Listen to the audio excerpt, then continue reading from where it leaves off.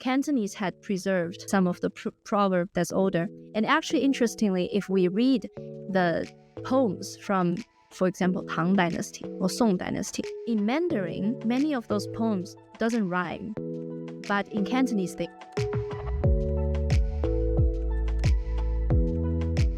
I'm also curious, you mentioned proverbs to talk about sort of art, literature, music, those aspects of culture. So not necessarily family or language or food, but the arts, whether written or kind of played with instruments.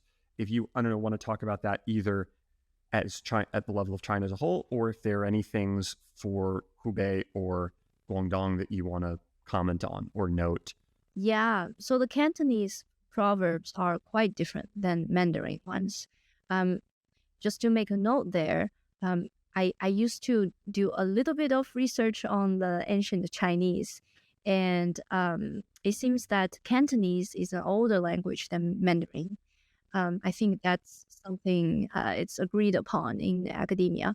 The reason was because China was ruled by the northern ethnic minority in the Qin dynasty. They were not Han people. So when they come down, they pushed a lot of the old wealthy or historic families away, and those families moved south. And the Cantonese was a language that's more preserved from the Han people who moved from the northern region, and then they moved south and preserved there. Hakka also is one of these older languages, so they have more consonants. The pronunciation, it's more complicated than Mandarin. Mandarin, it's more concise, it's easier, simplified for the ease of transmission, right? It's a more modern language, Mandarin. So Cantonese had preserved some of the proverb that's older. And actually, interestingly, if we read the poems from, for example, Tang Dynasty or Song Dynasty, in Mandarin, many of those poems doesn't rhyme, but in Cantonese, they. Yeah, that's because when it was written, when it was verbally spoken, it was rhyming. But Mandarin, a language that's more modern, it take away the rhyme. I mean, I knew that sort of, the Manchu people, right, when they showed up and they kind of conquered the country, they were obviously, you're right, ethnic minority. They were not part of the Han majority population. I didn't know about the languages, though. I didn't know that there was an element there of Mandarin kind of evolving when they were the ones who were kind of ruling China, and that Cantonese and Hakka are more direct descendants of older forms of Chinese, if we use Chinese Right. in a blanket term, that Right. would have existed, like, right, you mentioned the Song Dynasty, it's like 1,000 years ago. Yeah. So for that reason, Cantonese poems and musical works are more melodic, and it's more closer to the melodies of the language. So the sonority will be a little different than the music from the northern China. In Hubei, in Wuhan, we have music that's closer to the melody of our Wuhan dialect. Our Wuhan dialect, it's now this is I think it's a topic that I have to explain a little bit. Beijing opera, right? Peking opera. Peking opera is a relatively modern invention, actually. It was developed when all these regional artists were called upon by the emperor to go to Beijing and perform for him. And then they lived in Beijing because it's the capital city. They have better life.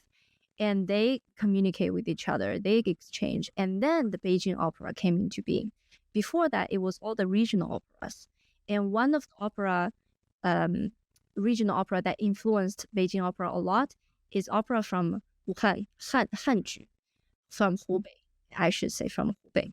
And that opera is strongly influenced by the accent, the melody, the tones of Hubei dialect.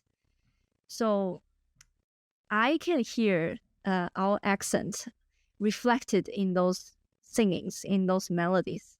But if you only speak Mandarin, I guess the connection is less.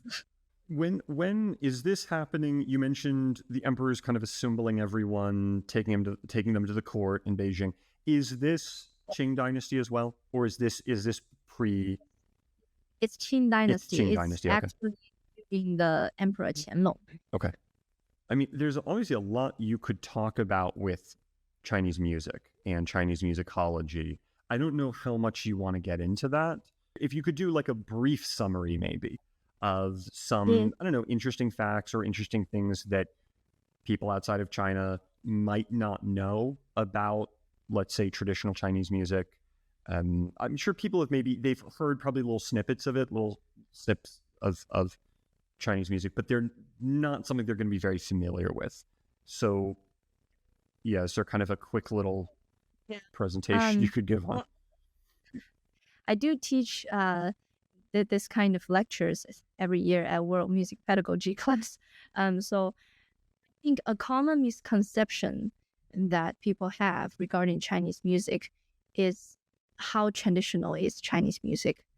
Actually, most of the music that we hear nowadays are not traditional Chinese music. They're mainly composed in the 20th century. It's heavily influenced by the Western music theory and in surrounding musical cultures, because a lot of the Chinese music instruments didn't exist before the 20th century, like the way we see right now. Of course, there may be older versions of it, but the format that we see right now, such as the erhu. I was going to say the erhu is one of the instruments that I know what that is and how it sounds. Yeah. But the erhu is actually improved by a musician named Liu Tianhua with his specialty in violin. So he was a violin player who studied abroad, and he came back to China and then improved erhu. So now we have erhu. That's a more modern instrument. Before that, it's how do I describe it? One big difference was before Liu Tianhua, erhu had strings made of silk, and the sound sounds like you're pulling your clothes. You're like, it doesn't really sound that nice, actually. Now we are having the steel string, right? And then we have the bow, more like the violin. So you can say that it's the Chinese violin. Anything else with Chinese music that you'd want to tell people about?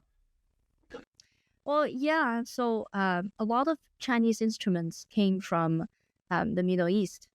For example, the zither, guzheng, or guzheng maybe less so, but definitely the pluck string instrument like ruan or the pipa. The pipa definitely comes from the Middle East.